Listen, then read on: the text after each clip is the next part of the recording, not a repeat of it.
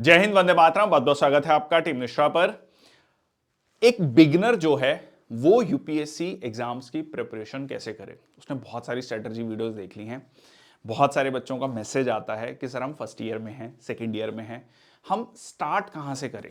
ठीक है, जैसे कि अगर आपको माउंट एवरेस्ट चढ़ना है तो बेस कैंप तक पहुंचना जरूरी है। ठीक है, तो आज हम जहां पर आप हैं वहां से बेस कैंप तक की कहानी को डिस्कस करेंगे कि वो कैसे पहुंच सकते हैं हम।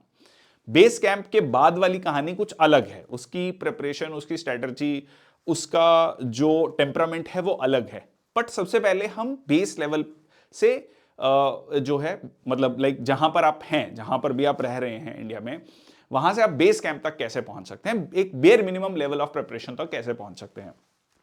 आप अपने आप को एक सीरियस एस्पिरेंट कहें। आपने कई बार ये वीडियोस में सुना भी होगा, बहुत अच्छे अच्छे एडुकेटर्स ये बात करते भी हैं कि मान लीजिए 5 लाख बच्चा पेपर दे रहा है सिविल सर्विसेज का, तो एक आप ये मान के चलिए शायद 1 लाख बच्चा होगा या इवन 50,000 बच्चा होगा जो सीरियसली तैयारी कर रहा है, बहुत अच्छे से तैयारी कर रहा है। मैं फिर भी 1 लाख बच्चा मान के चल रहा हूं, बाकी बहुत लोग जो है पेपर सिर्फ दे के आ रहे हैं।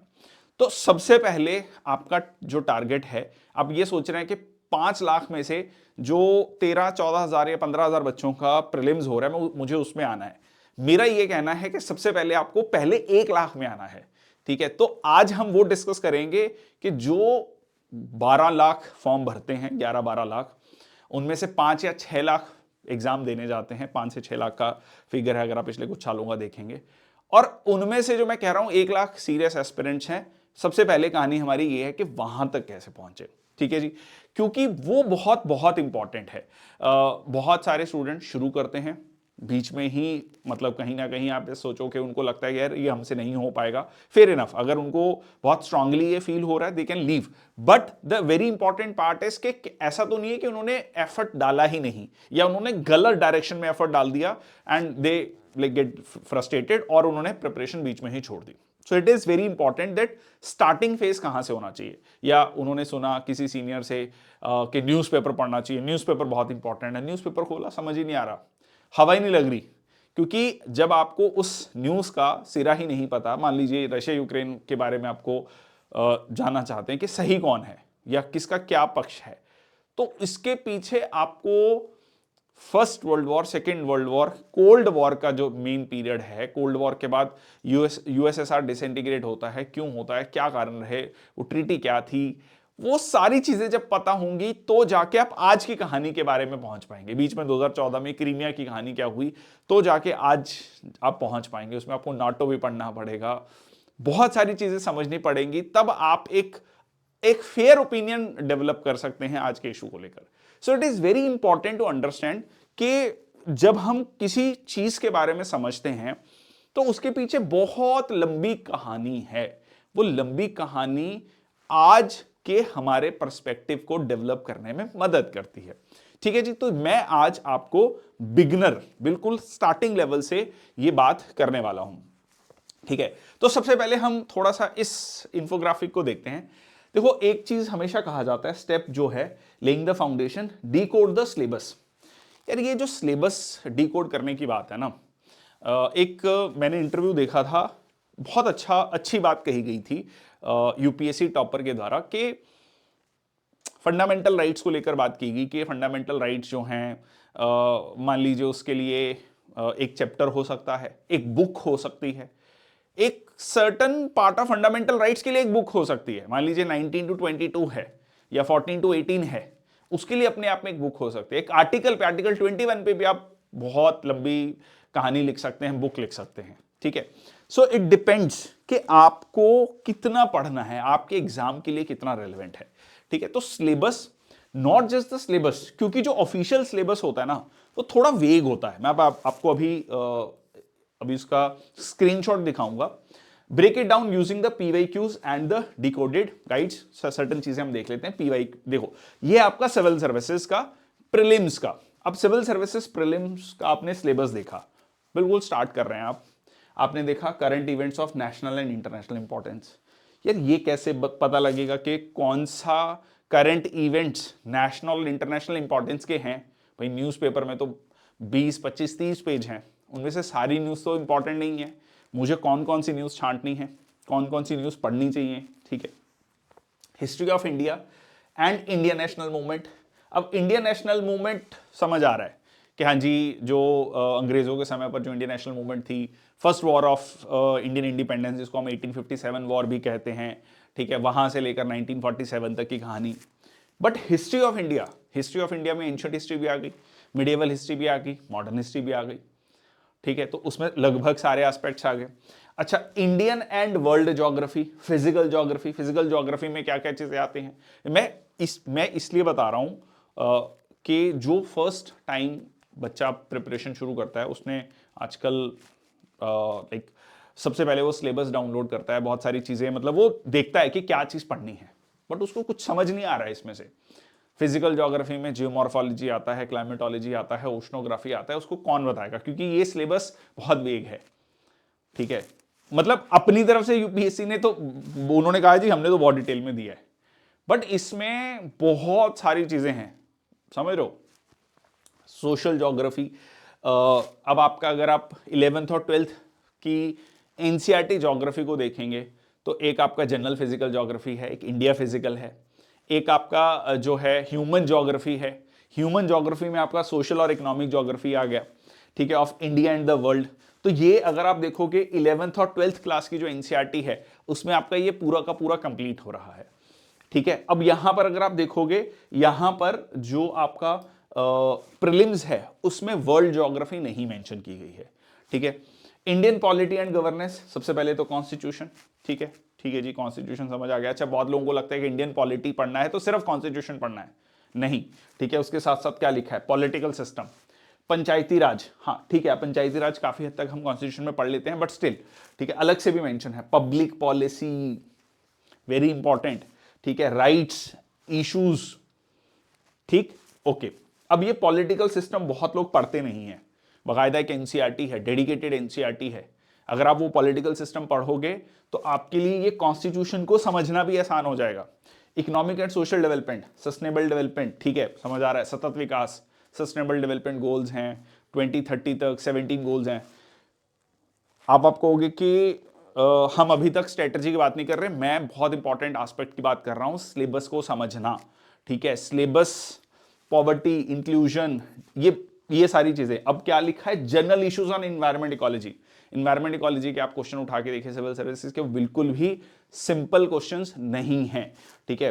Climate change that do not require subject specialization. फिर आपका जनरल साइंस, साइंस की अगर आप बात करें तो साइंस से ज्यादा क्वेश्चन नहीं रहते, साइंस एंड टेक्स्ट से ज्यादा क्वेश्चन रहते हैं, खासकर सिविल सर्विसेज प्रीलिम्स में।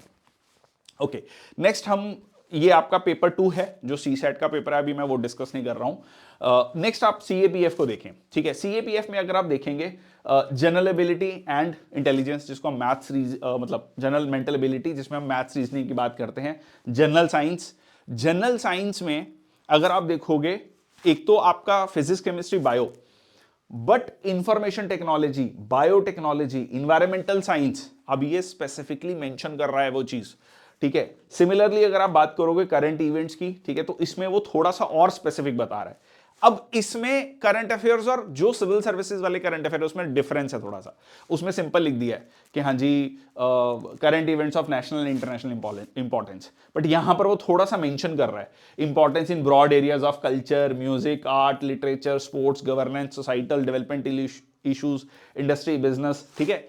तो कहीं ना कहीं यहां पे जो करंट अफेयर्स है वो थोड़ा सा वो ज्यादा एक्सप्लेन कर रहा है उस चीज को, ठीक है। पॉलिटी में, ठीक है, पॉलिटिकल सिस्टम की बात कर रहा है, constitution of India, social system, public administration, economic development की बात कर रहा है। हिस्ट्री में अगर हम बात करें, social, economic and political aspect history के, तो बहुत लोगों को लगता है कि हिस्ट्री का मतलब एक राजा के बाद दूसरा राजा, तीसरा, मतलब क्या है ये डायनेस्टीज का जो क्रोनोलॉजी है वो हमें याद करना है, जी नहीं, ठीक है। That is a political history, that is a very small part of history. उसके बाद सोशल हिस्ट्री भी है आपका, इकोनॉमिक हिस्ट्री भी है, कल्चरल हिस्ट्री भी है, ठीक है। India and world geography, physical geography, social and economic aspects of geography, very similar. आप अगर आप सीडीएस का सिलेबस देखोगे, सीडीएस का सिलेबस तो बिल्कुल मेंशन ही नहीं है, ठीक है। जनरल नॉलेज का क्या लिखा है, knowledge of current events of matters of everyday observation and experience in their scientific aspects, मतलब एक एजुकेटेड व्यक्ति को जो पता होना चाहिए, जिसके पास कोई स्पेशलाइज्ड नॉलेज नहीं है। 120 क्वेश्चन पूछता है सीडीएस में जीके के। क्या ये इससे आपको कुछ समझ आ रहा है?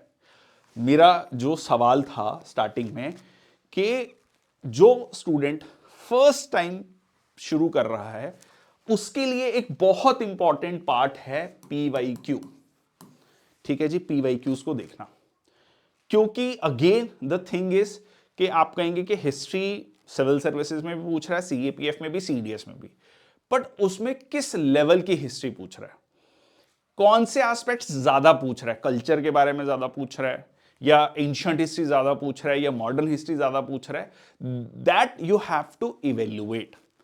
ठीक है जी, पहला पॉइंट सिलेबस प्लस क्या हो गया आपका पीवाईक्यूज।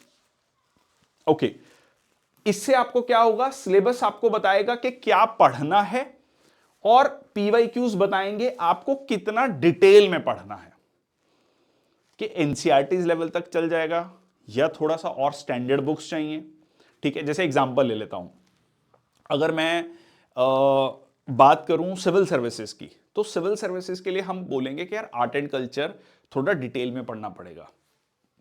मेंस में भी है आपका, वो प्रीलिम्स में भी है, पर अगर मैं सीएपीएफ की बात करूंगा तो मैं कहूंगा कि नहीं, आर्ट एंड कल्चर बहुत डिटेल में पढ़ने की जरूरत नहीं है। हाँ, जैसे 11th क्लास की एनसीईआरटी है introduction to Indian art part 1, ठीक है, नॉट इवन पार्ट 2, सिर्फ पार्ट 1, उतना पढ़ लो अगर पढ़ना चाहते हो गया। या 9th और 10th की एनसीईआरटी साइंस पढ़ लो, हो गया, मतलब मेजॉरिटी 80% क्वेश्चन साइंस के हो जाएंगे उसमें से। तो इस तरीके से आपको समझना पड़ेगा कि किस लेवल तक पहुंचना है।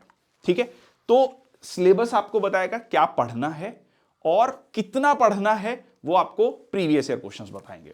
ठीक है, तो ये प्रीवियस ईयर क्वेश्चंस की कहानी होगी। सेकंड पार्ट जो है, जो आपको ध्यान रखना है, वो है लाइक बिल्डिंग योर एक्सपर्टीज। अब देखो, दो तीन चीजें हैं। एक चीज मैंने एक डेडिकेटेड आपकी वीडियो बना रखी है, कौन कौन सी एनसीईआरटीज पढ़नी है। मैं जब स्टार्टिंग फेज में जो फर्स्ट ईयर या सेकेंड ईयर का स्टूडेंट है, जो तैयारी शुरू कर रहा है, जो लगभग 3 साल बाद एग्जाम देने वाला है, 2 साल बाद एग्जाम देने वाला है, उसको मैं जल्दी कहता हूं कि भाई पहले 6 महीने से लगभग 1 साल तक जो है आप एनसीईआरटीज पे फोकस करो।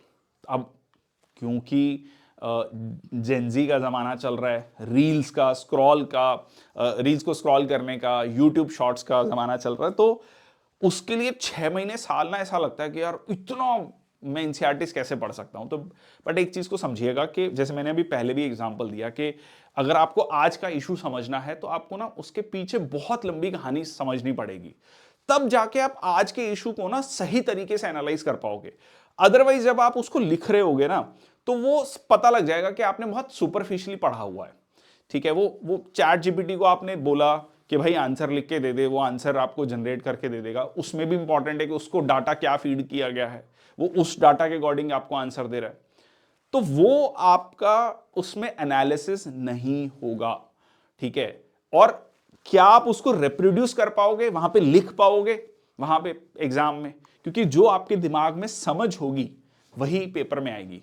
इतना सारा डाटा है, वो आप स्टोर प्रैक्टिकली नहीं कर सकते हो। कुछ चीजें आप obviously, this is I am have said कि prioritise retention over reading, but कितना रिटेंशन, रिटेंशन में बहुत इंपॉर्टेंट एस्पेक्ट आता है समझने का, कहानी का, स्टोरी का, तो इसीलिए वो एनसीईआरटीज हेल्प करती हैं। चलो एक और एग्जांपल देता हूं, जैसे कि एनसीईआरटी है कंटेम्प्रेरी वर्ल्ड पॉलिटिक्स।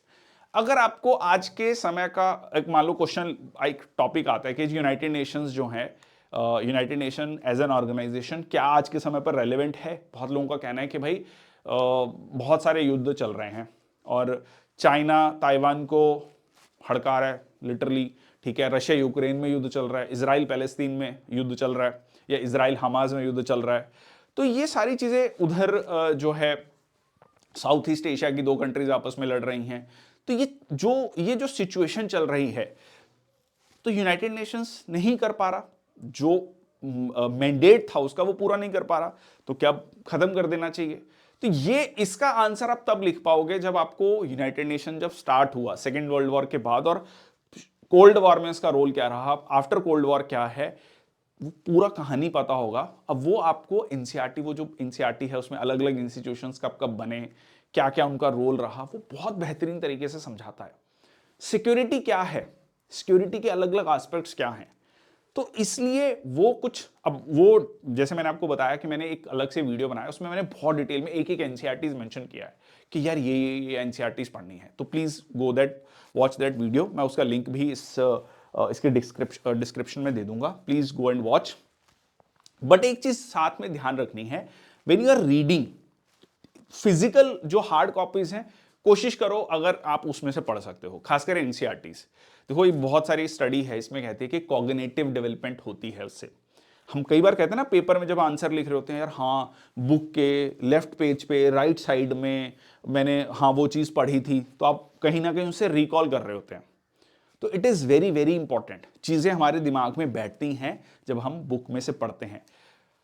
अब हो क्या गया है कि बहुत सारे स्टूडेंट सीधा जाते हैं चैट जीपीटी पे, नोटबुक एलएम, बहुत सारे टूल्स आ गए आजकल, उसमें जाते हैं, पीडीएफ डालते हैं, एक्सट्रैक्ट समरी। अब आप अगर सारी चीजें समरी से पढ़ रहे होंगे ना, मैं ये नहीं कह रहा हूं वो समरी अच्छी नहीं है, बहुत अच्छी है, आपको बहुत हेल्प कर सकती है, वो समरी से रिवाइज करने में आपको हेल्प कर सकती है, but that can not be the replacement of the study. और एनसीईआरटीज, जैसे मैंने यहां पर आपको कहा कि आपको यह भी देखना है कि कितना डिटेल में पढ़ना है, कितनी डीप में पढ़ना है। तो वो जो एनसीईआरटीज वाला लेवल है ना, मैं ये नहीं कह रहा हूं कि बहुत स्टैंडर्ड बुक्स पढ़नी है, कि एंशियंट हिस्ट्री के लिए में भी एक मौर्यस में एक पूरा बुक पढ़ दो।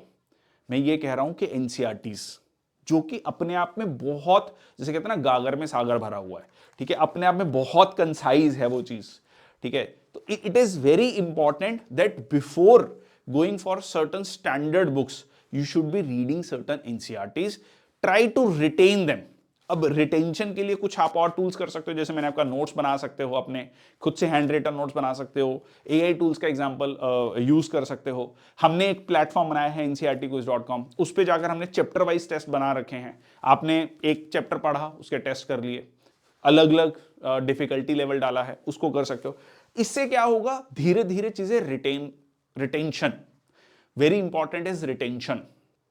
अगर आपने, जैसे एग्जांपल लेता हूं, 11th-12th की ज्योग्राफी हो गई एनसीईआरटी, 4 एनसीईआरटीज हैं, 12th क्लास की 3 एनसीईआरटीज हिस्ट्री हो गई, 9th-10th की साइंस हो गई, स्पेशली अगर if you are preparing for CAPF and CDS. अगर सिविल सर्विसेज के लिए तो नो रिक्वायरमेंट एज सच, ठीक है। फिर इकोनॉमी, ठीक है, 11th-12th की। अगर आप ये बेसिक बुक्स पढ़ लेते हैं ना, या पॉलिटी के लिए इंडियन कॉन्स्टिट्यूशन एट वर्क और पॉलिटिकल सिस्टम की एक बुक, पूरी बुक है, ठीक है, अगर जब आप ये पूरी पढ़ लेते हैं तो आपका जो बेस बनेगा ना वो इतना स्ट्रांग होगा, so that when you go to the standard books और स्टैंडर्ड कोचिंग और whatever the thing is, आप ना वहां से बहुत ज्यादा ग्रास्प कर रहे होंगे। आपका ऐसे मान के चलो कि 60 to 70% बेस तैयार है। जब घर बनता है ना, तो फाउंडेशन में ना, मतलब पहले आपको ऐसा लगेगा कि अगर 1 साल लगता है घर बनने में, तो 6 महीने 7-8 महीने तक तो ऐसा लगेगा यार कुछ बने ही नहीं है, ठीक है, वो फाउंडेशन ही चलते जा रही है। पर फिर वो जो स्ट्रक्चर है वो बहुत जल्दी खड़ा हो जाता है। टोटल अगर घर बनने में जितना समय लगता है और उसमें से जो ऊपर का कंस्ट्रक्शन आपको दिखता है, उसका जो पार्ट होता है वो बहुत छोटा होता है, ठीक है। बहुत ज्यादा समय आपका जाता है फाउंडेशन में। तो it is very important to lay a very good foundation if you really want to succeed. Otherwise अगर आप ये वाला स्टेप स्किप कर दोगे ना, तो क्या होगा, फिर आप वो हमेशा जगल करते रहोगे, यार एक अटेम्प्ट हो गया, इसमें नहीं हुआ, मेरे बेसिक्स नहीं क्लियर, फिर दोबारा से कर रहे होंगे, फिर दोबारा से आप उसी चीज में आ रहे होंगे। सो it is very important. Obviously you have college, ठीक है, आप कॉलेज जा रहे हैं, मैं उन स्टूडेंट्स के लिए बना रहा हूं जो फर्स्ट ईयर सेकंड ईयर में हैं, तो आपके पास कॉलेज है, असाइनमेंट्स हैं, सेमेस्टर एग्जाम्स हैं, बट आपके पास समर ब्रेक है, आपके पास विंटर ब्रेक है, आपके पास सैटरडे है, संडे है, शाम का समय है। तो आपको उसमें प्रायोरिटाइज करना है। आपको ये देखना है कि जो है मैं एक सब्जेक्ट उठा के उसकी एनसीईआरटीज कैसे कैसे पढ़ सकता हूं और उसको लगभग 6 महीने, 8 महीने, 9 महीने में कैसे कंप्लीट कर सकता हूं, ठीक है। सो इट इज वेरी इंपॉर्टेंट। अब रिटेंशन कैसे रख सकते हैं, जैसे मैंने बहुत सारी वीडियोस यूट्यूब पे भी बना रखी हैं ट्रिक्स को लेकर। आप निमोनिक्स बनाइए, शॉर्ट स्टोरीज बनाइए, कहानी बनाइए, कुछ फनी स्टोरी बनाइए, कुछ भी, ठीक है। आप YouTube की हेल्प ले सकते हैं, बहुत सारी वीडियोस मिल जाएंगी, हमारे चैनल पे मिल जाएंगी। So try to watch those videos, try to remember certain things, ठीक है, जो याद करने वाली हैं, ठीक है। ओके, स्ट्रक्चर या डेली प्लान, अब ये कहीं ना मतलब like dedicated time slot for new concept. अब आपको ये देखना है कि आपके पूरे दिन में स्टार्टिंग में खासकर कि यार आपका प्रोडक्टिव टाइम कौन सा है। प्रोडक्टिव टाइम में ना जनरली हम जो हैवी कंसेप्ट्स हैं उनको पहले जो है देखो।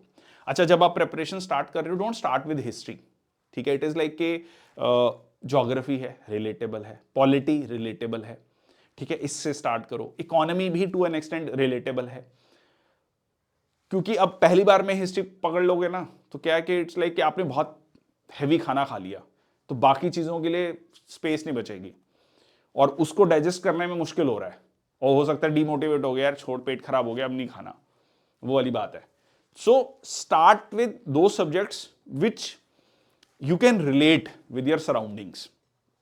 पॉलिटी है तो आप उसमें फंडामेंटल राइट्स पढ़ रहे हो, पार्लियामेंट पढ़ रहे हो, प्राइम मिनिस्टर, चीफ मिनिस्टर, है ना, तो आप सारी चीजों को देख रहे हो, रिलेट कर रहे हो उनको उसके साथ, ठीक है। Similarly if you are studying geography, again कहीं ना कहीं वो रिलेटेबिलिटी वाला फैक्टर है। तो इसमें जो कंसेप्ट्स के लिए अपना जो आपका मतलब वो टाइम जिसमें आप बहुत ज्यादा प्रोडक्टिव हो, अब ये सबके लिए अलग अलग है। कोई रात में बहुत ज्यादा प्रोडक्टिव होता है, कोई सुबह उठ के प्रोडक्टिव होता है, दैट डिपेंड्स अपॉन यू। या कोई कहता है जी सैटरडे संडे में फ्री में उसमें बैठ के करूंगा, तो बाकी टाइम पे आप जो है क्वेश्चंस प्रैक्टिस कर सकते हैं। सो करंट अफेयर, अच्छा करंट अफेयर्स स्टार्टिंग में एक बहुत लोगों को लगता है कि करंट अफेयर्स मैगजीन ले आए, पढ़ रहे हैं, समझ नहीं आ रहा सर क्या करें। देखो करंट अफेयर्स ना वैसे समझो कि जब आप पॉलिटी पढ़ोगे, इकोनॉमी पढ़ोगे, कंटेम्प्रेरी वर्ल्ड पॉलिटिक्स के एनसीईआरटी जैसे ये सारी चीजें पढ़ोगे, तो जाके आपकी चीजें ना रिलेट होनी शुरू होंगी। तो स्टार्टिंग में क्या कर सकते हो, स्टार्टिंग में आप ना करंट अफेयर्स देखना शुरू करो कहीं से भी, मतलब लाइक जैसे हमने चैनल पे मंथली करंट अफेयर्स डाल रखा है। अगर आपको लगता है कि नहीं भाई डेली देखना यार बहुत मुश्किल है, बहुत टफ हो जाएगा, रोज का 1 घंटा 1.5 घंटा मैं नहीं निकाल सकता, ठीक है, हमने monthly current affairs short video उसको देख लिया आपने। धीरे धीरे उस पर बहुत ज्यादा फोकस मत करो अभी, उसको थोड़ा थोड़ा एक एक आर्टिकल, दो दो आर्टिकल पढ़ना शुरू कर सकते हो। और अभी ये मत सोचो कि यार मेरे को सारी चीजें समझ नहीं आ रही, जितना समझ आ रहा है लेट इट ग्रो, 5-6 महीने, ठीक है। Again this is for the students who are in the first year और सेकेंड ईयर, ठीक है, जो जिनके पास थोड़ा समय है, तो उनको क्या करना है कि ये करंट अफेयर्स जब अब वो पॉलिटी पढ़ रहे हैं, पॉलिटिकल सिस्टम्स पढ़ रहे हैं, ज्योग्राफी पढ़ रहे हैं, फिर इकोनॉमी पढ़ रहे हैं, ठीक है, तो वो सारी चीजें करंट अफेयर के साथ क्या होनी शुरू होंगी, मर्ज होनी शुरू होंगी, कनेक्टिंग द डॉट्स होना शुरू होगा। Then they will start to figure out, अच्छा इन्फ्लेशन पढ़ा था मैंने, कल मैं मार्केट में गया था, मुझे लगा कि अरे अरहर की दाल या मूंग की दाल 100 रुपए किलो थी फॉर एग्जाम्पल, अब 110 की होगी तो इन्फ्लेशन है। बट इन्फ्लेशन तो एक इंडेक्स होता है, ठीक है, एवरेज है बहुत सारे गुड्स एंड सर्विसेज का, ठीक है। तो ऐसा नहीं है कि एक प्राइस, एक प्रोडक्ट का प्राइस बढ़ गया तो इन्फ्लेशन हो गया। तो ये सारी चीजें जो हैं आप उसको करंट अफेयर्स के साथ मर्ज करना शुरू करोगे। यार एग्जांपल, भाई इंडिया की ग्रोथ रेट पिछले क्वार्टर में 8.2% थी और रुपी डिप्रिशिएट कर रहा है, 90 तक पहुंच गया। यार ये दोनों चीजें कॉन्ट्राडिक्टरी हैं। एक तरफ हम कह रहे हैं इकॉनमी ग्रो कर रही है, एक तरफ हम कह रहे हैं हमारा रुपी गिरता जा रहा है, क्या कहानी है, ठीक है। तो ये सारी चीजें आपको समझ आएंगी जब आप दोनों चीजें साथ लेके चल रहे हो। करंट अफेयर्स को अभी आप ऐसे समझ रहे हो कि यार अभी स्टार्ट कर रहे हो आप, अब थोड़ा थोड़ा समझ रहे हो कि अच्छा यार क्या चल रहा है दुनिया में, मुद्दे क्या हैं, मेन मेन मुद्दे क्या हैं, ठीक है। ओके, रिवीजन, ठीक है। आंसर राइटिंग प्रैक्टिस को लेकर देखो दो चीजें होती हैं। बेशक आप सिविल सर्विसेज के लिए जा रहे हो, सीएपीएफ के लिए जा रहे हो, समरी खुद से लिखना शुरू करो, आंसर नहीं लिखना है। बहुत लोगों को लगता है कि प्रॉपर इंट्रोडक्शन, बॉडी, कंक्लूजन, नहीं, समरी को ऐसे समझो कि आज मैंने क्या पढ़ा, ठीक है। एक डायरी, जैसे डायरी लिखते हैं ना, डायरी लिखनी शुरू करी, इतना ही लिख लो कि मैंने टॉपिक कौन कौन से पढ़े, कि टॉपिक पढ़ा उसमें 2 पॉइंट भी याद आ रहा है, 1 पॉइंट भी याद आ रहा है, वो लिख लो, ठीक है।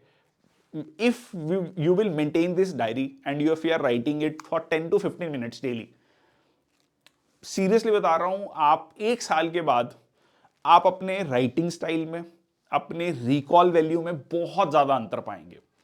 सिर्फ 10 मिनट, 10 से 15 मिनट, क्या क्या टॉपिक्स पढ़े आज उतना भी लिख लोगे, उसमें से एक एक दो दो पॉइंट भी लिख दोगे, बस दैट्स इट, ठीक है। That will really serve a purpose. Okay, choose your, ठीक है। ऑप्शनल के बारे में देखो, मैं ये कहता हूँ बहुत सारे बच्चे फिर जब सिविल सर्विसेज की जो प्रिपरेशन कर रहे हैं खासकर, उनको लगता है कि यार ऑप्शनल क्या पढ़ें। मेरे को बहुत सारे मैसेजेस फोन्स आते हैं इसको लेकर भी। तो ऑप्शनल को लेकर ना यार मेरी एक सिंपल राय है आप लोगों को कि सबसे पहले ना start with GS, start with geography, polity, ठीक है। ये जो सर्टन एनसीईआरटीज मैंने आपको बताई, ठीक है, जो वीडियो मैंने आपको बताया कि डेडिकेटेड वीडियो है उसको देखो, तो उसमें से ना सबसे पहले क्या करो, पहले वो पढ़ो।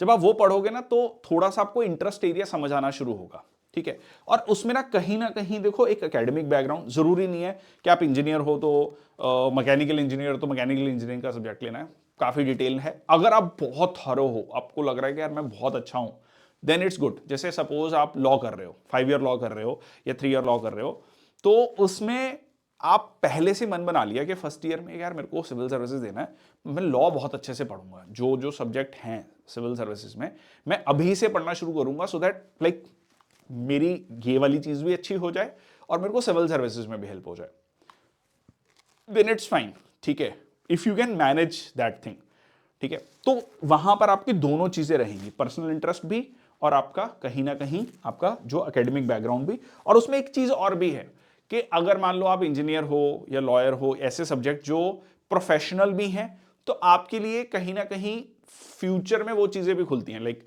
इंडियन जैसे इंडियन इंजीनियरिंग सर्विसेज है, या मेडिकल में अगर आप जा रहे हो, ठीक है, तो वो वाली सर्विसेज भी कहीं ना कहीं आपके लिए ऑप्शंस बनती हैं फ्यूचर में, ठीक है, एक बैकअप ऑप्शंस के रूप में। तो ये कुल मिला के कहानी है, but it is not necessary, ठीक है। अगर आपको लग रहा है नहीं यार ज्योग्राफी है, सोशियोलॉजी है, पब्लिक एडमिनिस्ट्रेशन है, ये थोड़े मैनेजेबल सब्जेक्ट्स हैं, या लिटरेचर के सब्जेक्ट्स हैं, ठीक है, मैथिली लिटरेचर है, हिंदी लिटरेचर है, पंजाबी लिटरेचर है, ठीक है, या कन्नड़ है, अलग अलग जो भाषाएं हैं, अगर आपको लगता है यार वो सब्जेक्ट मैं बहुत अच्छे से कर सकता हूं, मेरी उसमें कमांड है और बहुत लिमिटेड सिलेबस है, then go for that also. देखो ये ना, ये ऑप्शनल वाला जो सारी कहानी है, ये फर्स्ट डे से नहीं होती है। It is like let it like read it for 3 4 6 months, then come for the this optional वाला पार्ट, ठीक है। तो ये था कुल मिला के स्ट्रेटजी पार्ट, ठीक है। कुल अगर मैं इस पूरी वीडियो को समराइज करूं तो 2 3 चीजें ध्यान रखना, एक सिलेबस प्लस पीवाईक्यू, ये आपका स्टार्टिंग पॉइंट बहुत इंपॉर्टेंट है, पीवाईक्यूज को देखना और सिलेबस को देखना। दूसरी चीज जो बहुत इंपॉर्टेंट पार्ट है वो ये है कि एनसीईआरटीज बेसिक हैं, बेस बहुत अच्छे से तैयार करो। उसमें आपने फोकस करना है अपनी रिटेंशन पर भी, रिटेंशन ताकि चीज़ें याद रहें लंबे समय तक, तभी आप उसको रिप्रोड्यूस कर पाओगे। तो उसके लिए मैंने आपको 2 चीज़ें बताई, एक तो डायरी मेंटेन करो, टॉपिक्स लिखो 10 15 मिनट के, क्या लिखा बस आज क्या पढ़ा, अच्छा हाँ ये चीज़ें पढ़ी मैंने, ठीक है। और साथ साथ में क्वेश्चंस करते जाओ, जैसे मैंने आपको बताया एनसीईआरटी के चैप्टर वाइज आप टेस्ट कर सकते हो, ठीक है, जो हमने एक प्लेटफॉर्म भी बनाया। तो उससे आपका क्या होगा, एक धीरे धीरे धीरे कंसोलिडेशन होना शुरू होगा। अगर आपने ये exercise, if you are in first year से 6 to 8 9 मंथ्स तक आपने ये कर लिया, that will set the base for you, ठीक है, फॉर फ्यूचर थिंग्स, ठीक है। So that's all. अगर अभी भी कोई डाउट है, do let me know in the comment section box. Thank you so much. जय हिंद, वंदे मातरम।